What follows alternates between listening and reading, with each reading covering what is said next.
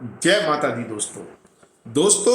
मैं R D Jain और आप देख रहे हैं हमारा यूट्यूब चैनल। मैं आप सभी का अपने यूट्यूब चैनल पर बहुत बहुत स्वागत करता हूं और आप सभी के सामने फिर उपस्थित हुआ हूं मिथुन राशि वाले जातकों के लिए साल 2023 का राशिफल लेकर। साल 2023 आपके लिए कैसा रहने वाला है दोस्तों? जैसा कि मैंने थंबनेल में लिखा है कि आप 7 जन्म भी ले लेंगे तो इससे बेहतर समय आपके जीवन में नहीं आने वाला है। इतना शानदार है। आगे के और साल भी शानदार है, मैं ऐसा नहीं कह रहा हूं, लेकिन उन सबसे बेहतर साल आगे आने वाले समय में सबसे बेहतर साल आपके लिए ये साल 2023 रहने वाला है। ऐसा हम क्यों कह रहे हैं, इसको हम साबित करके बताएंगे, आपको सिद्ध करके बताएंगे ग्रहों की स्थिति के अनुसार, फलादेश के अनुसार, कि क्यों हम इतनी बड़ी भविष्यवाणी कर रहे हैं। दोस्तों, हम तोते की तरह चिट्ठी निकालकर कुछ भी नहीं बोलते हैं या कुछ भी रटा हुआ नहीं बोलते हैं। हम शास्त्रों में ग्रहों की स्थिति के अनुसार जो फलादेश कहा गया है उसके अनुसार हम फलादेश करते हैं, उसके अनुसार हम भविष्यवाणी करते हैं। हम यहां पर समझाते हैं, एनर्जी बताते हैं कि ये एनर्जी आपके लिए क्या कर रही है। इसलिए यहां पर सब बातें तथ्यों के आधार पर होंगी और लॉजिकल होंगी और ग्रहों की स्थिति के अनुसार होंगी।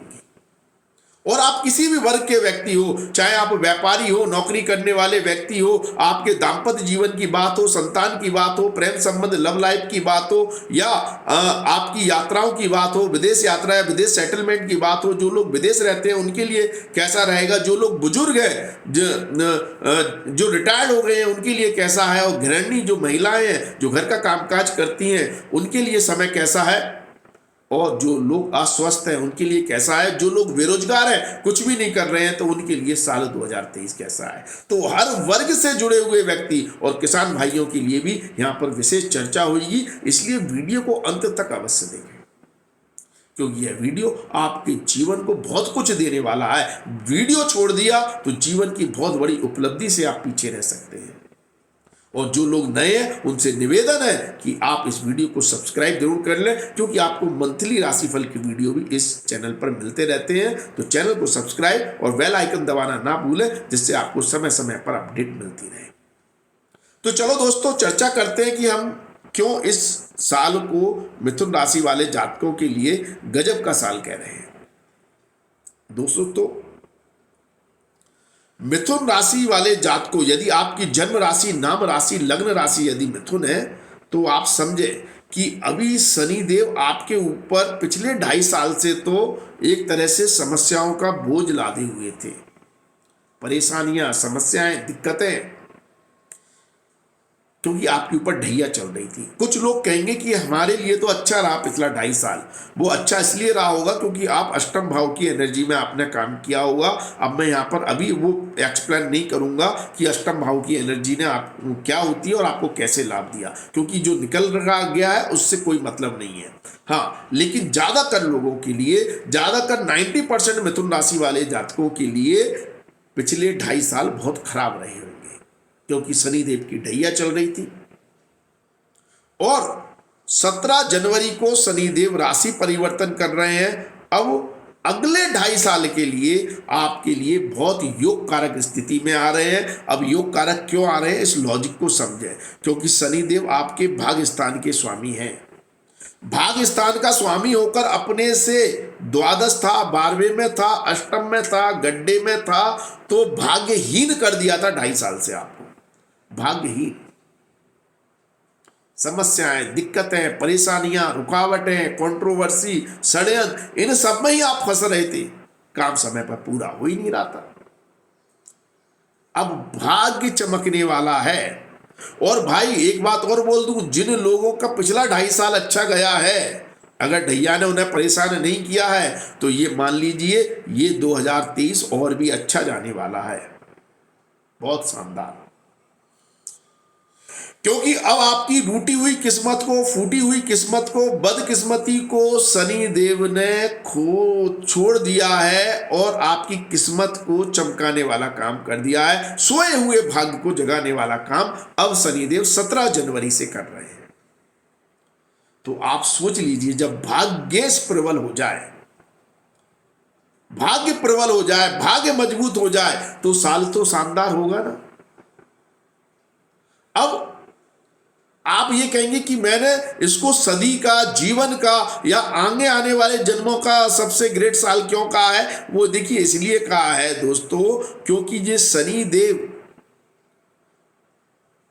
इस राशि में, आपके भाग्य स्थान में 30 साल में एक बार आते हैं। अब आप कहेंगे पहले भी 30 साल पहले शनि देव यहां पर आए होंगे, बिल्कुल आए होंगे और आगे भी 30 साल बाद आएंगे, लेकिन तब आपका कर्मेश इतना मजबूत नहीं होगा जितना अभी है। बताऊंगा क्यों कर्मेश मजबूत है। तो इसलिए ये बहुत बेहतर साल हो गया, क्योंकि इस समय भाग्य के साथ कर्मेश भी मजबूत है। इसलिए ये साल आगे आने वाले कई सालों से भी सबसे शानदार साल है। अब देखिए, आपको ये तो पता चल गया भाग्य मजबूत हो गया। तो भाग्य मजबूत होने से क्या होता है? भाग्य मजबूत होने से हर चीज बहुत सुलभ हो जाती है। जिस काम को करने के लिए आप कई सालों से कई मेहनत कर रहे थे, कई महीने लग जाते हैं, कई साल लग जाते हैं किसी काम को होने में, या रुकावटें आती हैं, अटक जाता है, पूरा नहीं होता है, पैसा फंस जाता है, पैसा नहीं मिलता है, काम कर दिया फिर भी एप्रिसिएशन नहीं मिलता है, चाहे व्यापारी हो चाहे नौकरी करने वाले हो, दिक्कत है, रुकावटें आती रहती हैं, रुक काम होता है, तो वो सब अब दूर हो गया। और अब आप जो भी काम कर रहे हैं उसमें भाग्य का सहयोग होने से वो काम मिनटों में होगा और अचानक कई गुना ज्यादा आपको लाभ देगा।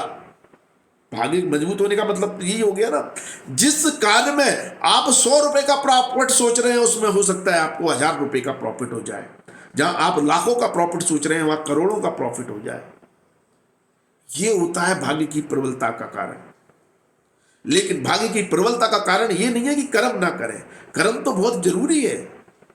कर्म ही तो आपको 100 रुपए के प्रॉफिट से 1000 रुपए के प्रॉफिट पर जाओगे, तो 100 रुपए का प्रॉफिट के लिए आप कर्म तो करेंगे ना, लेकिन भाग्य उसको 1000 रुपए के प्रॉफिट पर ले जाएगा, बस अंतर इतना है। लेकिन 100 रुपए के प्रॉफिट के लिए भी तो आपको कर्म करना पड़ेगा। तो ऐसा नहीं है कि भाई आप हाथ पर हाथ बैठे हैं, घर पर बैठे हुए और आपको का भाग्य साथ दे जाए, ऐसे नहीं देगा, कर्म करना पड़ेगा। अब देखिए, ये साल और मजबूत इसलिए होता है कि गुरुदेव अभी आपके कर्म भाव में ही गोचर कर रहे हैं। 22 अप्रैल को राशि परिवर्तन करेंगे, लेकिन 22 अप्रैल से पहले गुरुदेव आपके कर्म भाव में पंच महापुरुष राजयोगों में से एक राजयोग माल्लव नाम का, सॉरी माल्लव कह रहा हूं, हंस नाम का पंच महापुरुष राजयोग बनाए हुए हैं गुरुदेव। और 22 अप्रैल को जो शनि गुरुदेव राशि परिवर्तन करेंगे, 22 अप्रैल को वो गुरुदेव पहुंच जाएंगे आपके लाभ स्थान में, और यहां पर ही वो अपने परम मित्र की राशि में जाएंगे, तो मतलब सर्वोच्च शुभ फल देने वाले होंगे। तो वर्तमान में भी और 24 अप्रैल के बाद भी इस पूरी साल भर गुरु बहुत पावरफुल स्थिति में, राजयोग कारक स्थिति में है, कर्मेश लाभ स्थान में पहुंच गया। इसके मायने समझ रहे हैं आप? अगर थोड़ा भी ज्योतिष का ज्ञान जानते हो तो आप बहुत अच्छी तरह से इस बात को क्लियर समझ जाएंगे कि एक तो कर्मेश पावरफुल राजयोग कारक स्थिति में पंच महापुरुष राजयोग बनाया हुआ है, उसके बाद लाभ स्थान में पहुंचकर लाभ के दृष्टिकोण से, प्रॉफिट के दृष्टिकोण से और उपलब्धियों के दृष्टिकोण से लाभ स्थान में गुरु के पावरफुल होने का मतलब सिर्फ मतलब इतना नहीं है कि आपको पैसा आएगा। 11वां भाव उपलब्धियों का है। जो लोग नौकरी करते हैं उनको कई उपलब्धियां मिलेंगी, इच्छा पूर्ति का भाव होता है। तो कर्म के द्वारा जो आप नौकरी कर रहे हैं, अगर आपका कोई अप्रेजल, हाइक, सैलरी बढ़ोतरी इस साल जो होनी होगी 2023 में, वो आपकी इच्छा के अनुसार, आपकी उपलब्धियों के अनुसार होगी। मतलब आपको सर्वोच्च स्तर की आपकी हाइक सैलरी मिल सकती है। यदि आपका प्रमोशन होना है तो बहुत शानदार होना है, क्योंकि कर्म का सर्वोच्च फल प्राप्त हो रहा है। मेहनत और कर्म का फल गुरुदेव दे रहे हैं, साथ में भाग्य भी मजबूत है, तो आप कल्पना भी नहीं कर सकते कि ये साल कितना शुभ और लाभकारी हो गया मिथुन राशि वाले जातकों के लिए। बहुत ज्यादा तगड़ा लाभकारी हो गया। क्योंकि देखिए, साल का जब हम राशि फल देखते हैं ना, तो राहु केतु और शनि और गुरु, इसी का प्रभाव सबसे ज्यादा देखा जाता है। बाकी ग्रहों का भी प्रभाव पड़ेगा, उसकी भी चर्चा आगे की स्लाइड्स में करेंगे हम। लेकिन इन 4 ग्रहों की चर्चा मतलब जब हम साल 2023 के राशिफल की चर्चा कर रहे हैं, तो इन 4 ग्रहों की चर्चा करना बहुत जरूरी है। और यही 4 ग्रह आपके वारे न्यारे कर रहे हैं, बहुत बड़ी ताकत बनकर आपके लिए यह 4 ग्रह राजयोग बना रहे हैं। अब देखिए, गुरु राजयोग कारक हो गया, ठीक है, शनि राजयोग कारक हो गया, कर्मेश सिद्ध हो गया, उपलब्धियां मिल रही हैं, नौकरी करने वाले लोगों को उपलब्धियां मिल रही हैं। यही तो चाहिए, नौकरी करने वालों को तरक्की चाहिए, उपलब्धि चाहिए, पैसा चाहिए, व्यापारियों को लाभ चाहिए, प्रॉफिट चाहिए, वो आपको भरपूर मिल रहा है। तो ये योग कारक स्थिति हो गई, व्यापारियों के लिए भी, नौकरी वालों के लिए भी। और जो लोग मान सम्मान, यश, कीर्ति, प्रतिष्ठा का सोचते हैं, सामाजिक कार्यों से जुड़े हुए हैं, उनके लिए भी बहुत योग कारक स्थिति हो गई। क्योंकि कर्मेश जब पावरफुल होता है तो मान सम्मान दिलाता है, समाज से, सरकार से, सिस्टम से, ऑर्गेनाइजेशन से, समूह से। तो मान सम्मान के लिए भी ये बहुत बड़ी बात हो गई। तो इतनी ज्यादा योग कारक स्थिति शनि और गुरु मिलकर कर रहे हैं। अब बात कर लें राहु की, क्योंकि भाई शनि जैसा ग्रह तो योग कारक हो गया, गुरु तो ज्यादातर शुभ प्रभाव देते हैं, लेकिन राहु जैसा ग्रह भी क्या आपके फेवर में रहेगा? तो अभी वर्तमान में राहु देव लाभ स्थान में है, तो ये भी योग कारक स्थिति है, क्योंकि लाभ स्थान में तो हर ग्रह सर्वोच्च शुभ फल देता ही है।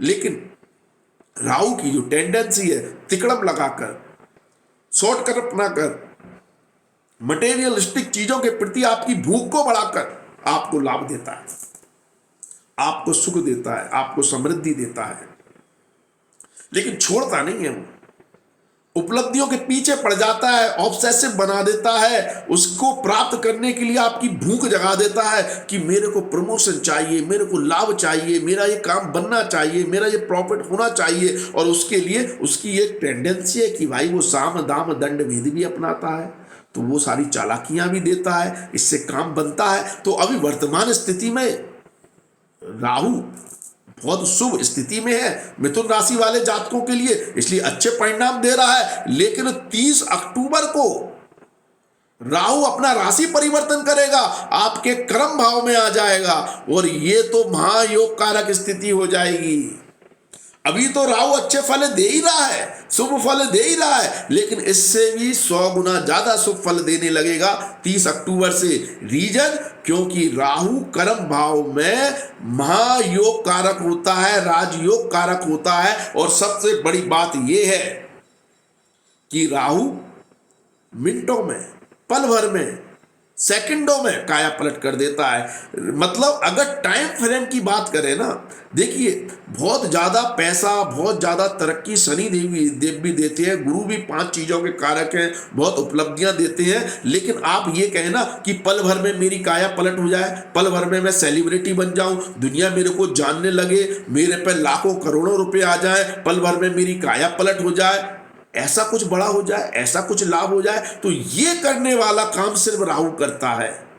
पल भर में आपकी दुनिया बदल देने वाली ताकत सिर्फ राहु रखता है, और किसी दूसरे ग्रह के पास इतनी ताकत नहीं है। दूसरे ग्रह रंग से राजा बनाते हैं, लेकिन पल भर में बनाने वाला काम राहु करता है। और कर्म भाव में ये सबसे ज्यादा योग कारक हो जाता है। सारे उपच्य हाउस की बात करें, चाहे तीसरे भाव, छठे भाव, 10वें और 11वें भाव की बात करें, इन 4 भावों में सबसे ज्यादा योग कारक कर्म भाव में राहु होता है, और उसी में राशि परिवर्तन करके आ रहा है लाभ से कर्म भाव में। तो जितने भी पॉलिटिशियन हैं, अगर मिथुन राशि वाले, जितने भी सेलिब्रिटी हैं, उनके लिए तो महायोग कारक हो गया, क्योंकि ये डिप्लोमेटिक बनाता है, ये पॉलिटिशियन बनाता है, ये कर्म में पॉलिटिक्स ले आता है। अब जिस जगह आप पॉलिटिक्स करेंगे वहां पर आपका सामना कोई नहीं कर सकता। जिस लेवल की पॉलिटिक्स आप कर सकते हैं, जिस लेवल से आप साम दाम दंड बना अपनाकर काम कर सकते हैं, जिस लेवल पर आप सारे हथकंडे अपनाकर उच्च पद को प्राप्त कर सकते हैं, वो स्थिति राहु से बेहतर कोई नहीं दे सकता। और जो इस फील्ड में है, ऐसी फील्ड में कौन होता है जो साम दाम दंड अपनाकर अपने सारे काम करता है, पॉलिटिक्स करता है? सबसे ज्यादा तो राजनेता होते हैं। तो उनके लिए महाराजयोग कारक हो गया। व्यापारी, जिसको व्यापार चाहिए लोगों से, चाहे फिर उनको थोड़ा सा फुसलाए करे, कुछ भी करे, अपने शत्रुओं को का दमन करे, शत्रुओं को दूर करे, कैसे भी मतलब क्लेवर माइंड से, अपने दिमाग से कैसे भी शत्रुओं को परास्त करे और दूसरों की टेंडर, दूसरों का कॉन्ट्रैक्ट, दूसरों का बिजनेस को डाउन करके अपने बिजनेस को बढ़ा ले। ये सारी तकनीकी, ये सारी चालें, ये सारे हथकंडे राहु ही देता है। और ये कर्म भाव में आने से सबके मतलब ये कहते हैं शतरंज के खेल में सबके प्यालों को, सबको मार देता है और खुद वहां पर शासन करता है, राजा बनता है। तो आप किसी भी क्षेत्र में हो, चाहे आप व्यापारी हो, नौकरी करने वाले व्यक्ति हो, आपके लिए शासन का काम करेगा। अगर नौकरी है तो आपके कॉम्पिटिटर, आपके कलीग्स आपसे बेहतर कर ही नहीं पाएंगे, बॉस आपके बस में होगा। यदि आप बिजनेसमैन है तो अपने बिजनेस में आप एक अपनी पताका लहरा देंगे, आपके सामने आपके कॉम्पिटिटर टिक ही नहीं पाएंगे, आपका सामना ही नहीं कर पाएंगे, आपसे बेहतर कोई कुछ कर ही नहीं पाएगा। तो ये राजयोग बनाकर राहु शासन करेगा। तो आप सोचिए तीनों ग्रह कितने पावरफुल हो गए। क्या किसी दूसरे ग्रह के कमजोर होने पर भी या कैसी भी स्थिति में क्या किसी भी ग्रह में सामर्थ्य है जो इन तीन ग्रहों का मुकाबला करके आपको परेशान कर सके? नहीं। इसलिए हमने कहा है कि ये सदी का सबसे शानदार साल रहने वाला है मिथुन राशि वाले जातकों के लिए, सबसे शानदार। आप किसी भी तरीके से देख लें, कर्म के हिसाब से देख लें, मेहनत के हिसाब से देख लें, चालबाजी के हिसाब से देख लें, भाग्य के हिसाब से देख लें और लाभ के दृष्टिकोण से देख लें, आपका समय सबसे सर्वोच्च है 2023 में। केतु को अगर समझें तो हाँ, केतु यहां पर थोड़ा सा प्रॉब्लम करेगा पारिवारिक सुख में। पारिवारिक सुख में थोड़ी कमी करने वाला काम केतु करेगा, डिटैच करता है। लेकिन जो लोग घर से दूर रहते हैं, विदेश रहते हैं, फॉरेन में रहते हैं, दूसरे शहर, दूसरे गांव या दूसरे शहर में रहते हैं, उनके लिए यह केतु योग कारक हो गया। क्योंकि घर के सुख में कमी कर रहा है ना, जन्म स्थान के सुख में, यानी जन्म स्थान से दूर ले जाकर आपको लाभ दे रहा है, जन्म स्थान से दूर कर रहा है, वहां से डिटैच कर रहा है। तो यदि आप दूर स्थान में जाकर रहना चाहते हैं, जन्म स्थान से दूर जाकर रहना चाहते हैं, तो समय शानदार है। और अगर आप दूर रहते ही हैं, विदेश में रहते हैं, तो वह आपके लिए समय शानदार है, लाभकारी है, योग कारक है। तो ये केतु भी खराब नहीं है। हाँ, लेकिन अगर आप अपने जन्म स्थान में ही रहते हैं और वहां पर फिर थोड़ा सा कंसर्न बढ़ाता है माता को लेकर, माता के सुख को लेकर, पारिवारिक सुख को लेकर थोड़ा सा चिंताएं ये केतु देता है।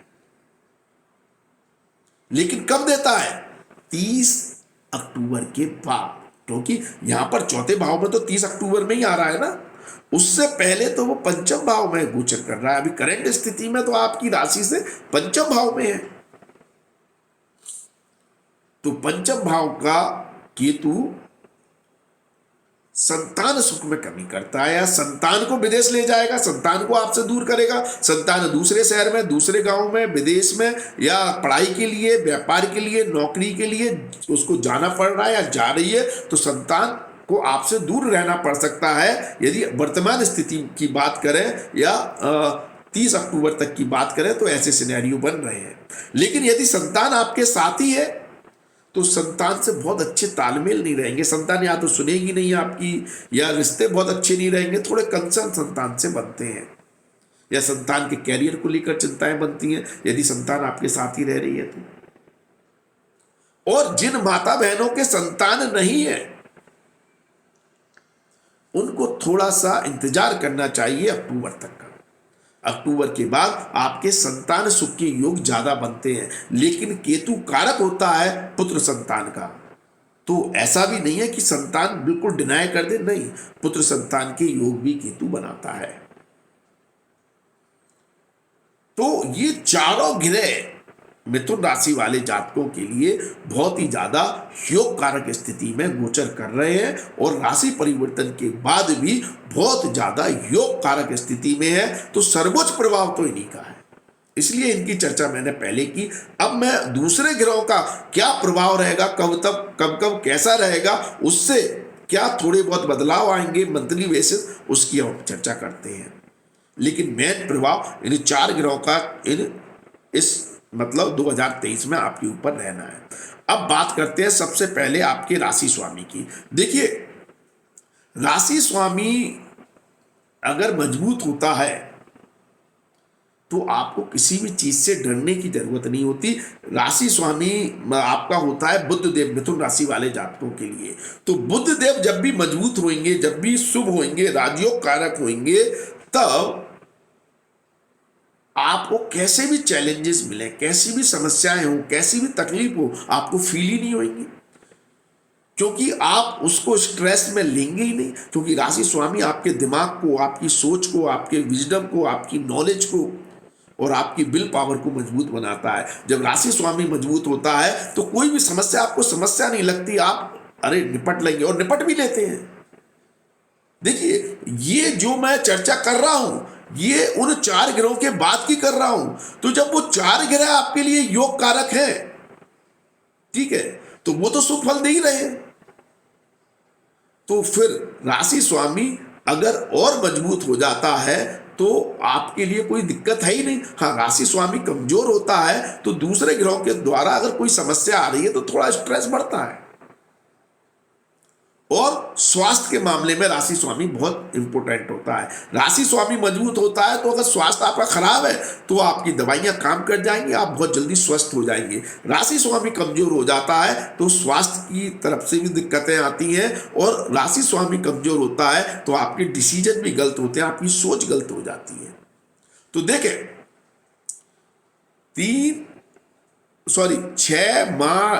जनवरी से लेकर, मैं 6 मार्च कह रहा हूं, जनवरी से लेकर 25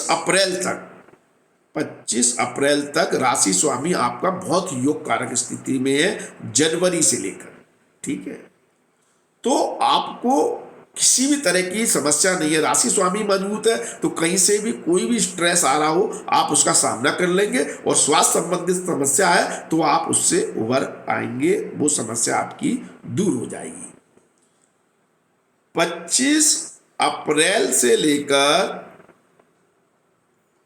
आपका जो समय रहेगा, खास तौर पर 2 जुलाई तक, 25 अप्रैल से लेकर 2 जुलाई तक का जो समय है, ये थोड़ा सा स्वास्थ्य की दृष्टि से भी कमजोर है, और आपके क्या कहते हैं डिसीजन को लेकर भी। हाँ, लेकिन यदि आप बाहर के काम संभालते हैं, विदेश के काम संभालते हैं, या विदेश में हैं, एनआरआई हैं, तो आपके डिसीजन भी अच्छे रहेंगे। लेकिन स्वास्थ्य की दृष्टि से 25 अप्रैल से लेकर 2 जुलाई तक का समय अच्छा नहीं है। इस समय अगर आपको स्वास्थ्य संबंधित समस्याएं हैं तो विशेष ध्यान रखना है, और अपने डिसीजन को लेकर भी पुनर्विचार अवश्य करें। सोच समझकर डिसीजन लें, मतलब हवा में बातें ना करें, इस बात का विशेष ध्यान रखें। 2 जुलाई से लेकर 17 जुलाई तक यहां पर बुधदेव योग कारक स्थिति में होंगे, क्योंकि यहां पर बुधदेव बनाएंगे पंच महापुरुष राजयोग। आपका राशि स्वामी आपकी राशि में ही आ जाएगा तो भद्र नामक पंच महापुरुष राजयोग बनाएगा, जो बहुत पावरफुल स्थिति होगी और आपको बहुत तगड़े लाभ देगा। ये बुध, आपकी सोच बहुत सकारात्मक हो जाएगी, आपके निर्णय बहुत शानदार होंगे। तो ये समय आपके लिए और भी शानदार होगा किसी भी तरह का डिसीजन लेने में, आगे बढ़ने में, और स्वास्थ्य के मामले में भी। इसके बाद जो राशि स्वामी ज्यादा पावरफुल स्थिति में आएगा तो वो आएगा आपका 1 अगस्त से। 1 अगस्त से लेकर जो आपके लिए 3 दिसंबर तक का समय होगा, 1 अगस्त से 3 दिसंबर का जो समय होगा, ये समय आपके निर्णय के लिए, आपके कार्य के लिए, एग्जीक्यूशन के लिए और लाभ मतलब हेल्थ के मामले में भी शानदार रहेगा, क्योंकि इस समय भी आपका राशि स्वामी मजबूत स्थिति में रहेगा। और खास तौर पर 21 अगस्त से लेकर 26 अक्टूबर तक का जो समय होगा, उस समय भी राशि स्वामी योग कारक स्थिति में होगा। ठीक है, तो ये समय भी पंच महापुरुष राजयोग बनेगा, बुद्धदेव उच्च के होंगे, तो आपके निर्णय, आपका विजडम, आपकी सोच शानदार होगी।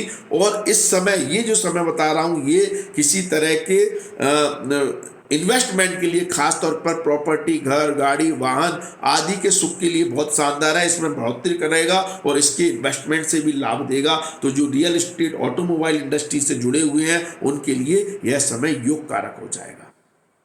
ठीक है, तो इस तरह की स्थिति आपका राशि स्वामी बना रहा है। हाँ, जो 3 दिसंबर के बाद का जो समय है वो भी मतलब इतना खराब नहीं है, ठीक ठाक है, तो ऐसी चिंता करने वाली कोई बात नहीं है। तो आपके लिए बहुत अच्छी स्थिति है, बस थोड़ा सा स्वास्थ्य के मामले में और विचारों से कमजोरी सिर्फ आपकी 25 अप्रैल से 2 जुलाई के बीच में दिखाई देती है। अब अगले ग्रह की बात कर लें। देखिए, अगला ग्रह आपके लिए जो है वो मंगल देव है। मंगल देव आपके लिए लाभ देने वाले ग्रह हो जाते हैं। अब जैसा कि मैंने आपको बताया कि अप्रैल में गुरुदेव आपके लाभ स्थान में आ जाएंगे, लेकिन फिर भी गुरु की पावर को ड्राइव करने वाला काम मंगल देव करेंगे। मंगल देव जब जब पावरफुल होंगे, गुरु की पावर और ज्यादा बढ़ जाएगी, क्योंकि गुरुदेव बैठे तो मंगल की राशि में है। तो ये मंगल बहुत ज्यादा लाभकारी स्थिति बनाएगा, एक तो केंद्र भाव में और एक त्रिकोण भाव में। तो ये सारी स्थिति बढ़िया है। और उपच्य हाउस में भी पापी ग्रह अच्छा करते हैं और छठे भाव में भी पापी ग्रह अच्छा करते हैं। तो मंगल की जो खराब स्थिति बनेगी वो सिर्फ 2 ही कंडीशन में बनेगी।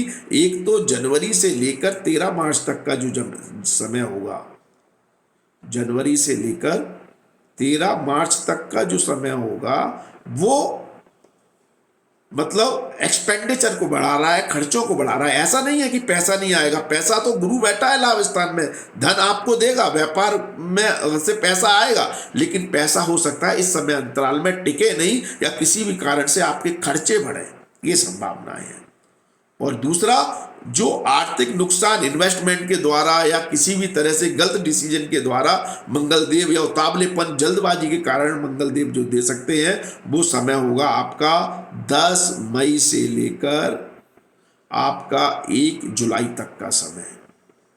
ये समय आपके लिए बहुत अच्छा नहीं है किसी बड़े इन्वेस्टमेंट को करने, तो मंगल देव नीच के हो जाएंगे।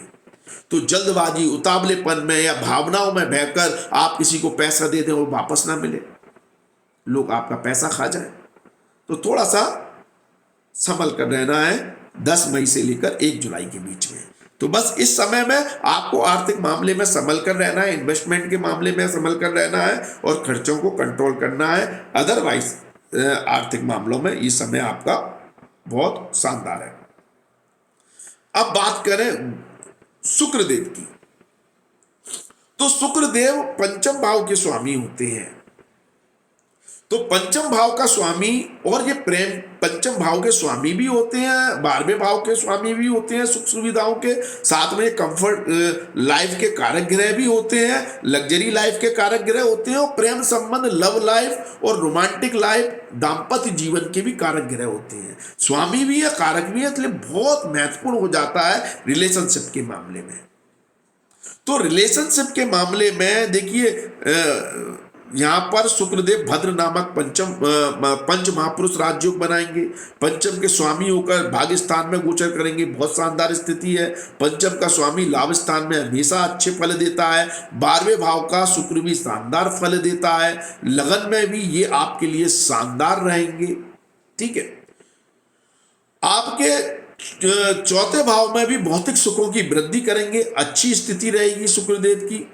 तो शुक्रदेव यहां पर जो समस्याएं मैंने जो देंगे वो देंगे तीसरे भाव में, आपके छठे भाव में, अष्टम भाव में, और काफी हद तक चौथे भाव में, क्योंकि ये यहां से द्वादश हो गए हैं, अपने इस स्थान से द्वादश हो गए हैं। तो ये कौन सा समय रहेगा जब आपको प्रेम संबंध, लव लाइफ और रिलेशनशिप में समस्याएं आएंगी, या दाम्पत्य जीवन में समस्याएं आएंगी, या रिश्तों में समस्याएं आएंगी? तो वो समय रहेगा आपका जनवरी से 22 जनवरी तक, 1 जनवरी से 22 जनवरी तक का समय जो होगा वो बहुत अच्छा नहीं है रिलेशनशिप को लेकर। इसमें रिलेशंस खराब हो सकते हैं, प्रेमी प्रेमिकाओं से अनबन हो सकती है, रिश्ते टूट सकते हैं, या किसी से भी रिश्तों की बात करें बहुत अच्छे नहीं है। दाम्पत्य जीवन में भी ये बहुत अच्छी खुशियां नहीं दे रहा। ये समय संतान के लिए भी बहुत अच्छा नहीं है, संतान से कंसर्न, चिंता और परेशानी बढ़ाता है। और साथ में यह समय मतलब रिश्ते खराब करने वाला काम करेगा, ठीक है। दूसरा, आपके लिए 6 अप्रैल से 2 मई तक का जो समय होगा ये भी बहुत अच्छा नहीं है।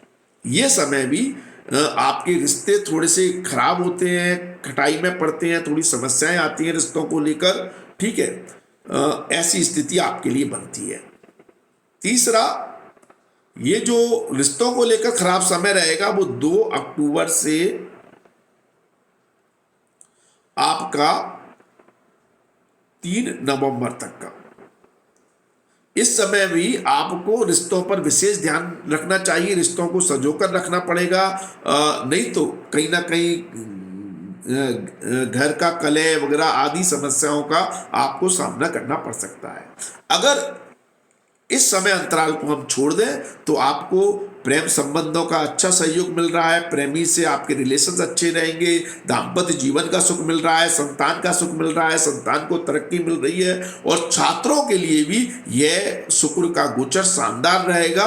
जो तारीखें बताई हैं उनको छोड़कर छात्रों को भी इस समय अगर जो समय रहेगा जहां पर माल्लव योग बना रहे हैं, शुभ स्थान में, शुभ स्थिति में, उस समय शुक्रदेव योग कारक स्थिति में लाभ देंगे आपको, छात्रों को भी। तो छात्रों के लिए भी अच्छा समय रहेगा, ठीक है।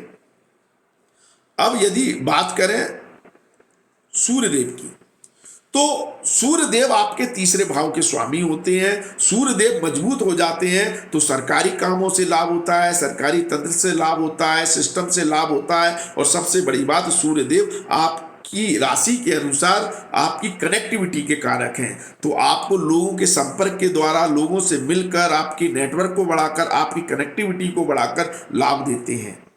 तो सूर्यदेव खराब होंगे आपके लिए, एक तो जब सूर्यदेव नीच के होंगे तब, दूसरा सूर्यदेव अष्टम भाव में होंगे तब, और 12वें भाव में होंगे तब, और छठे भाव में होंगे तब।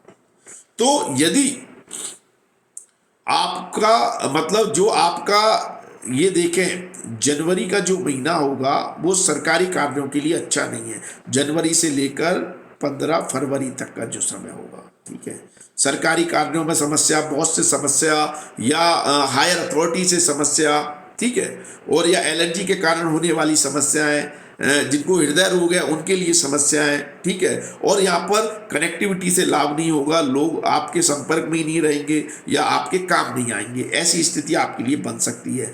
दूसरा जो समय रहेगा 15 मई से आपका 15 जून तक का जो समय होगा, उस समय भी लोग आपके संपर्क में नहीं रहेंगे, जिनकी जरूरत है वो वक्त पर काम नहीं आएंगे, हायर अथॉरिटी, हायर सिस्टम से प्रॉब्लम रहेगी, लीगल समस्याएं फेस करनी पड़ सकती हैं यदि किसी लीगल समस्या में है तो इस तरह के चैलेंजेस रहेंगे। तीसरा, आपके लिए 17 सितंबर से लेकर 18 अक्टूबर तक का समय भी अच्छा नहीं रहेगा। इस समय भी लीगल समस्याएं, प्रॉब्लम, सिस्टम से प्रॉब्लम, बॉस से प्रॉब्लम, या हायर अथॉरिटी से प्रॉब्लम, ऐसी समस्याओं का आपको सामना करना पड़ सकता है। इसके अलावा शुक्रदेव आपके लिए पूरे साल योग कारक स्थिति में है। आपके जो भी सरकारी काम है वो मिनटों में पूरे हो जाएंगे, क्योंकि भाग्येश भी मजबूत है, कर्मेश भी मजबूत है, सिस्टम आपके साथ होगा, सरकार आपके साथ होगी, नेटवर्किंग से लोगों से संपर्क करके आपको लाभ होगा। जितना ज़्यादा आप एडवर्टाइजमेंट करेंगे, लोगों से कनेक्ट होंगे, उतने बड़े आपको लाभ मिलेंगे। तो ये सारी स्थितियां आपके लिए शानदार रहेंगी, जिससे यह महीना आपके लिए बहुत ही खूबसूरत बन जाएगा। तो इस तरह से मिथुन राशि वाले जातकों के लिए यह साल शानदार रहने वाला है 2023, और बहुत शानदार रहने वाला है जैसा हमने बताया। हाँ, अगर आपको फिर भी कोई समस्या आती है, किसी भी ग्रह के कारण कोई समस्या आती है, तो आप उपाय करें। उपाय के लिए हमें इंस्टाग्राम पर फॉलो करें। हमारी इंस्टाग्राम आईडी है एस्ट्रो RDJ, ठीक है। आप हमें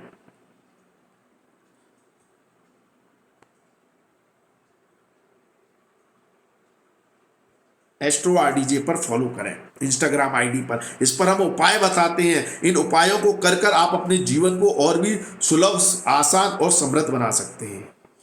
यदि आपको पर्सनल हमसे कंसल्टेशन लेना है तो हमें इस व्हाट्सएप नंबर पर मैसेज करें 9901376633। इस पर एक शुल्क है, शुल्क की जानकारी आपको व्हाट्सएप पर ही ऑटो रिप्लाई मैसेज में मिल जाएगी। आप शुल्क जमा करके हमसे पर्सनल परामर्श ले सकते हैं, ठीक है। और अगर आपको हमारी बातें सही लगती हैं, वीडियो सही लगता है, समझ में आया है, तो आप इसको शेयर करें। जितने लोगों के साथ शेयर करेंगे उतना आपका पुण्य कर्म का जोर बढ़ेगा और आपके पाप कर्मों का क्षय होगा। और पाप कर्मों का जब भी क्षय होता है, आपकी तकलीफें दूर हो जाती हैं। आप कहेंगे पुण्य कर्म कैसे बढ़ेंगे? क्योंकि शेयर करने से यदि इस वीडियो से किसी एक व्यक्ति को भी लाभ होता है तो आपके पुण्य कर्म निश्चित तौर पर बढ़ेंगे। तो आप हमारे चैनल को सब्सक्राइब नहीं किया तो सब्सक्राइब कर लें, और दोबारा रिपीट कर लें, जो हमारे इस चैनल की आईडी है एस्ट्रो RDJ, वही हमारी इंस्टाग्राम आईडी है। आप हमें इंस्टाग्राम पर फॉलो कर सकते हैं। तो आज के लिए इतना ही। धन्यवाद, थैंक यू, जय माता दी। माता रानी आपका कल्याण करें। धन्यवाद दोस्तों।